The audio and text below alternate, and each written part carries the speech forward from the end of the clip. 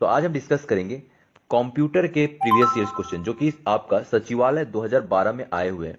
अगर आप देखते हैं इसे तो आपको पता चलेगा कि कंप्यूटर के कैसे सवाल आते हैं। जो अभी क्वेश्चन को शुरू करते हैं। एमएस वर्ड डॉक्यूमेंट में अक्षरों के नीचे लाल कलर का निशान क्या दर्शाता है? ठीक है। In the MS Word document what does the red colour under the letter indicate? ठीक है।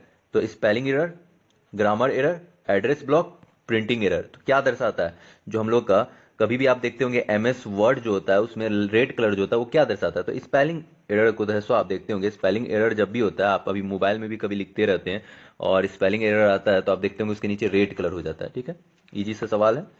अगला सवाल, वर्ड रैप की क्या विशेषता है? What is the feature of word rap? आवश्यकता होने पर टेक्स्ट को अगली लाइन में स्वतः भेज देता है। बी, डॉक्यूमेंट के नीचे हिस्से में प्रकट होता है। सी, यह आपको टेक्स्ट पर टाइप करने की सुविधा देता है। डी, यह लघु क्षैतिज रेखा है जो डॉक्यूमेंट के अंत को दर्शाती है। आपको मिलते 3 सेकेंड। तो क्या करता है वर्ड रैप? तो आपको पता होगा आवश्यकता होने पर टेक्स्ट को अगली लाइन में स्वतः भेज देता है। अगर आप है सो ये क्या कहते हैं नोटपैड को कभी यूज किए होंगे, नोटपैड को, तो आप ये चीज देखे होंगे।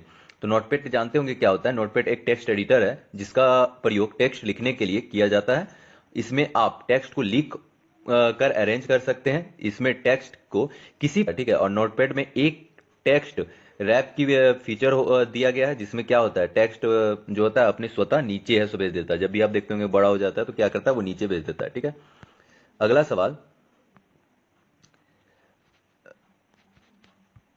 एमएस एक्सेल में निम्नलिखित किसके प्रयोग द्वारा डाटा को आरोही अथवा अवरोही क्रम में व्यवस्थित किया जा सकता है? In M S Excel the data can be arranged in ascending और descending order using which of the following?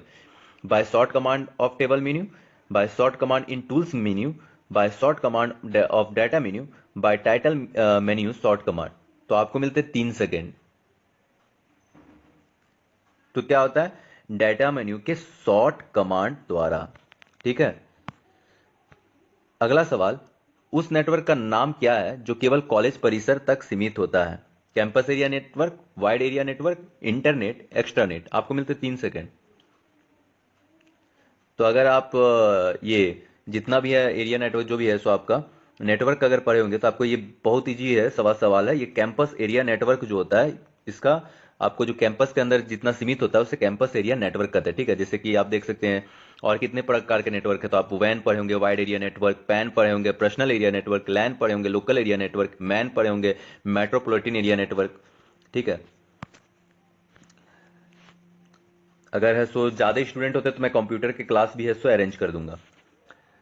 अगला सवाल, अपने फोटो का फैक्स भेजने के लिए आपको जरूरत है, you need to send your photo fax. तो क्या चीज की जरूरत है? Telephone line, printer, computer, telephone line, scanner, computer, modem. तो आप देख सकते हैं मैं इसमें क्या है, तो मैं इसमें डायरेक्ट आंसर बता रहा हूँ, टेलीफोन लाइन, स्कैनर और कंप्यूटर और मॉडेम की जरूरत है। जब भी आप है सो मतलब कि अभी अपना फोटो को फैक्स करना चाहेंगे तो आप देखते होंगे जब भी फैक्स मशीन है, फैक्स मशीन के लिए पहले क्या होना चाहिए? टेलीफोन लाइन होनी चाहिए। उसके बाद आपको फोटो को स्कैन करने के लिए एक स्कैनर की आवश्यकता है और आपका एक कंप्यूटर की आवश्यकता है जो इसे कंट्रोल कर रहा होगा, और मॉडेम इंटरनेट की के लिए आपको क्या होगा? मॉडेम की जरूरत है, मॉड्यूलेटर, डीमॉड्यूलेटर। ठीक है। अगला सवाल, स्लाइड शो के लिए निम्न में से कौन सी शॉर्टकट कुंजी है? ठीक है। तो स्लाइड शो के लिए कौन सा शॉर्टकट की है?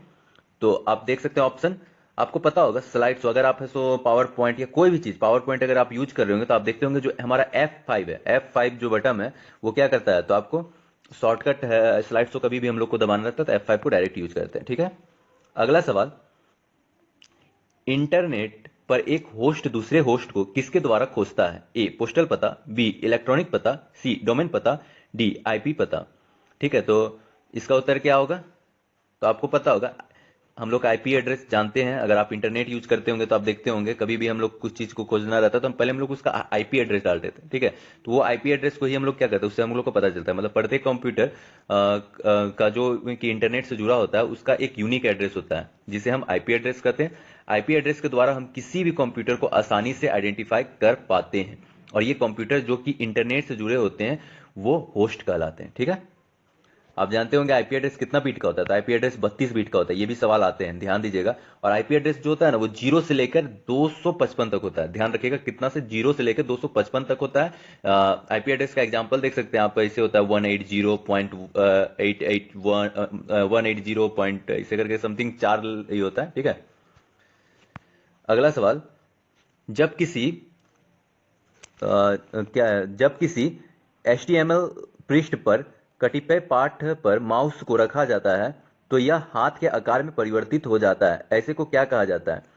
तो आप जानते होंगे जब भी हम लोग है सो कोई भी आप देखते होंगे एड्रेस जो होता है कभी भी है सो आपका HTML एड्रेस देखिएगा, वो जनरली बहुत सारा पेज में आप देखिएगा वो ब्लू कलर का आता है, ठीक है। आप देखते होंगे जब भी ब्लू कलर का एक HTML का जो पेज होता है, HTML का मतलब लिंक होता है, तो हम लोग जब भी उस लिंक में माउस को रखते हैं तो आप देखते होंगे वो हैंड तब टाइप का बन जाता है, हैंड बन जाता है, मतलब कि एक हैंड का आप देखते होंगे निशान बन जाता है। तो वो क्यों बनता है, तो उसको मतलब उसको हम लोग क्या कहते हैं, ठीक है। तो उसको हम लोग क्या कहते हैं, हाइपर लिंक, ठीक है, ध्यान रखिएगा उसको हम लोग क्या कहते हैं, तो उसको हम लोग हाइपर लिंक कहते हैं। अगला सवाल, बाइनरी 10,000 का ऑक्टल समतुल्य क्या है? What is the octal equivalent of binary 10,000? A 10, B 16, C 20, D 18। आपको मिलते हैं 5 सेकंड। तो अगर आप इसे पढ़े होंगे तो ये बहुत आपका इजी सवाल है, ठीक है, लेकिन अगर आप नहीं पढ़े होंगे तो ये आपके लिए कठिन है, ठीक है। आप देखते होंगे ये बाइनरी जब हम लोग ये ऑक्टल्स का तो आपको 3-3 का पेयर बनाना पड़ता है, ठीक है। और अगर 3 का पेयर नहीं हो तो आगे हम 0 लगा के 3 का पेयर बनाते हैं, ठीक है। और इसमें बाइनरी को है सो 0 0 को क्या कहा जाता है, तो आप देखते होंगे इसको 0 कहा जाता है, और अगर वो 0 1 0 है तो उसे 2 कहा जाता है, तो ठीक है। तो हमारा जो ऑक्टल होगा वो क्या होगा, 2 0 होगा, ठीक है। और अगर यही हेक्सा रहता तो हम लोग को 4 का पेयर बनाना पड़ता, ठीक है। इंटरनेट पर प्रेषित किए गए किसी संदेश के मूल, प्राप्ति और अंतर्वस्तु का साथ निम्नलिखित में से किस सुरक्षा सेवा का सुरक्षा उद्देश्य है, ठीक है। तो कौन सा सुरक्षा सेवा का आपका है, तो याद रखिएगा गैर अस्वीकरण, ठीक है, क्या है, तो नॉन डिस्क्लेमर, ठीक है। अगला सवाल, निम्न में से कौन सा आउटपुट उपकरण है? विच of the following is an output device? Scanner, the keyboard, mouse, plotter. तो कौन सा है, आप देखते होंगे इसमें आउटपुट कौन सा है, तो आप देखते होंगे स्कैनर क्या है, इनपुट करता है, आप देखते होंगे स्कैनर क्या है, इनपुट है।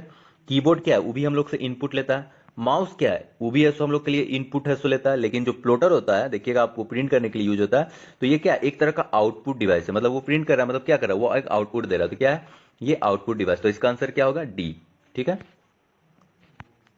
अगला सवाल, निम्न में से कौन सा हाल ही में उपयोग उच्च घनत्व की ऑप्टिकल स्टोरेज डिवाइस है? CD ROM, HD DVD, blue रे, सीडी रीड एंड राइट। आपको मिलते हैं 3 सेकेंड। तो आप जानते होंगे हाई स्टोरेज, जो ऑप्टिकल डेंसिटी का हाई स्टोरेज है वो कौन सा है, इसका आंसर क्या है, तो ब्लू रे, ठीक है। आप देखते होंगे तो ब्लू रे डिस्क एक ऑप्टिकल डिस्क है जिसका प्रयोग डाटा को स्टोर रखने के लिए किया जाता है, ठीक है। यह एक सेकेंडरी स्टोरेज डिवाइस है जिसे मानक डीवीडी प्रारूप का स्थान लेने के लिए बनाया गया है, ठीक, स्टोर करते हैं, ठीक है। अगला सवाल पे आते हैं, निम्न में से कौन सा ऐसा सॉफ्टवेयर है जिसका उपयोग इंटरनेट पर प्रशिक्षण और शिक्षा प्रदान करने और उसे ट्रैक करने और उसे प्रबंधन के लिए किया जाता है और जो ऑनलाइन सहयोग की विशेषता प्रदान करता है? तो वैसा कौन सा सॉफ्टवेयर है, तो लर्निंग मैनेजमेंट सिस्टम। इसका उत्तर क्या होगा आपका, आपका क्या होगा, लर्निंग मैनेजमेंट सिस्टम, ठीक है। तो आप ठीक है। अगला सवाल पे आते हैं, इंटरनेट एक्सप्लोरर आपके कंप्यूटर हार्ड डिस्क से प्रदर्शित होने वाले वेब पेज को विंडो फोल्डर में किस फोल्डर में स्टोर करता है, ठीक है। तो इंटरनेट एक्सप्लोरर है तो कौन सा फोल्डर में आपका स्टोर करता है, तो आप इसका उत्तर देखे होंगे, मतलब कि आप अगर कभी इंटरनेट एक्सप्लोरर का अगर आप ओपन करते होंगे और उसके में कभी आप फाइल के अंदर चल जाएंगे तो देखिएगा ये यूआरएल केस में आपको क्या करता है, स्टोर करता है, ठीक है। अगला सवाल, यदि आप किसी ब्राउजर का प्रयोग करते हुए मेल देख रहे हैं तो आपका ब्राउजर है, ठीक है। तो अगर आप ब्राउजर का प्रयोग करके अगर किसी का मेल देख रहे हैं तो वो कैसा ब्राउजर है, ठीक है। तो देख लेते हैं इसमें, server as looks at the data store on the server the client because it request data from the server. तो इसका उत्तर क्या होगा, ये क्लाइंट होता है। जब भी आप मेल देख रहे हो तो आप क्या है, एक तरह का क्लाइंट है, ठीक है। जिससे कि सर्वर क्या होता है, जहाँ पे आपका डाटा स्टोर वगैरह रहता है, लेकिन वहां से हम लोग मतलब कि क्या करते हैं, वहां से हम लोग डाटा को लेना चाहते हैं, ठीक है। तो जो क्लाइंट होता है वो क्या करता है, मतलब कि आप देखते होंगे वो मतलब हम लोग क्या है उस टाइम जब भी हम लोग मेल को यूज कर रहे हैं तो वो क्या है, एक तरह का हम लोग क्लाइंट है, ठीक है। तो क्या है, क्लाइंट है वो, ठीक है। अगला सवाल, पिछले प्रयोक्ता द्वारा डेस्कटॉप आइकन को अनुकूल किया गया था, आप डिफॉल्ट छवियों को कैसे सेट करेंगे, ठीक है। तो आप देख मतलब इसमें क्या बोल रहा है कि जैसे कि मान लीजिए कुछ चेंज किया गया है तो वापस से हम लोग डिफॉल्ट सेट मतलब जो सेटिंग होता है उसको डिफॉल्ट में कैसे लाए, मतलब जो डिफॉल्ट इमेज है, ठीक है, उसको हम लोग कैसे ही करेंगे। तो इसका उत्तर क्या होगा, तो आप देख सकते हैं select the display properties effect app and select the default icon in the desktop icon option, ठीक है। तो इसका उत्तर क्या होगा, ये अगर आप कंप्यूटर यूज कर रहे होंगे तो ये आपको ध्यान होगा। एमएस एक्सेल में चार्ट बनाने के लिए कौन सा विकल्प सही है, A formula chart, B data chart, C insert menu chart, D view chart. तो आप देखते होंगे अगर आप एमएस एक्सेल यूज किए होंगे तो आपको पता होगा इंसर्ट मेन्यू में जाके हम लोग क्या करते हैं, चार्ट को सिलेक्ट करते हैं। देखिएगा आप वहां पे जो ऊपर में आपका जो इंसर्ट मेन्यू रहता है वहां पे हम पहले क्लिक करते हैं, उसके बाद हम लोग वहां से चार्ट मेन्यू को इंटर करते हैं, ठीक है।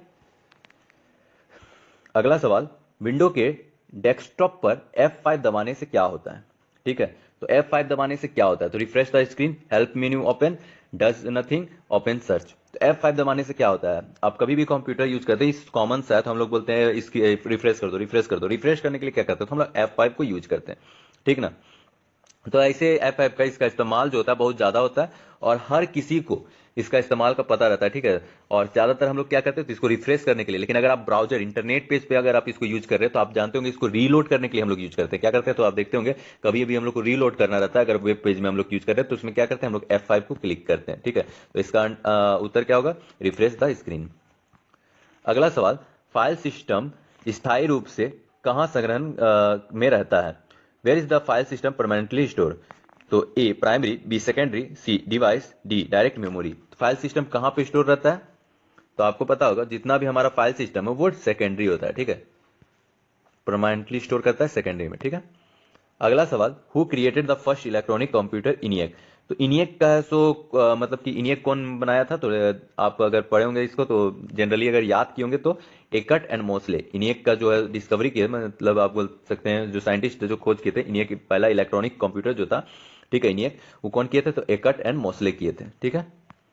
अगला सवाल, एचटीटीपी सर्वर के लिए डिफॉल्ट पोर्ट नंबर क्या है, ठीक है। एचटीटीपी सर्वर जो अभी हम लोग जस्ट है सो बात किए थे, ठीक है। तो एचटीटीपी पता होगा, ठीक है, कि जैसे कि आप वाईफाई अगर अपना घर में उपयोग कर रहे होंगे तो आप देखते होंगे जब भी हम लोग वाईफाई का सेटिंग करते रहते हैं तो जो ऊपर में सबसे शुरू में जो डिफॉल्ट आता है आप देखते होंगे वहां पे एक नंबर लिखा हुआ रहता है। तो आप देखते होंगे वो डिफॉल्ट जो होता है जनरली 80 से शुरू होता है। आप देखते होंगे अगर कभी भी यूज किए होंगे तो ये ध्यान होगा जो वाईफाई का जो नंबर होता है वो शुरू होता है 80 से, ठीक है, 80 से। तो इतने ही सवाल जो थे इसमें कंप्यूटर से आए हुए थे जो आज हमने पूरे डिस्कस किए। तो उम्मीद है आपको हमारी वीडियो पसंद आई होगी। ऐसे ही वीडियो और ऐसे ही प्रीवियस ईयर से लेकर हर चीज को टॉपिक वाइज देखने के लिए हमारे चैनल को सब्सक्राइब करें। इससे हमें प्रोत्साहन मिलता है और हम इससे भी बेहतरीन वीडियो बनाने की आगे कोशिश करते हैं। धन्यवाद।